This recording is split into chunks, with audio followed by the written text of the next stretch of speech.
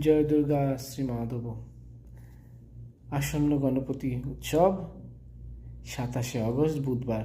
বুধবার দিনটি হচ্ছে গণেশজির দিন, আর এবারে গণেশজি সেদিনই পড়েছে গণেশ চতুর্থী। যদিও 26 তারিখ দুপুর থেকেই লেগে যাচ্ছে, কিন্তু পুজো কিন্তু 27 তারিখেই হবে, কারণ এটি প্রাতঃকালীন পুজো, সেই জন্যে ওই দিন গিয়ে পুজো হবে।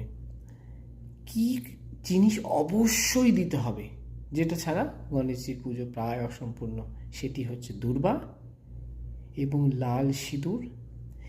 আরেকটি জিনিস খুব ভালো উপায় আছে যদি করতে পারেন, কমলা সিঁদুর যেটি বজরংবলীকে দেওয়া হয়, সেই কমলা সিঁদুরের মধ্যে কয়েকটি এলাচ গুঁড়ো করে যদি মিশিয়ে দিয়ে সেটা গণেশজিকে নিবেদন করেন, তাহলে গণেশজি প্রচণ্ড প্রীত হবেন, খুব প্রীত হবেন।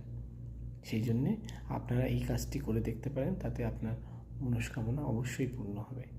জয় দুর্গা শ্রী মাধব।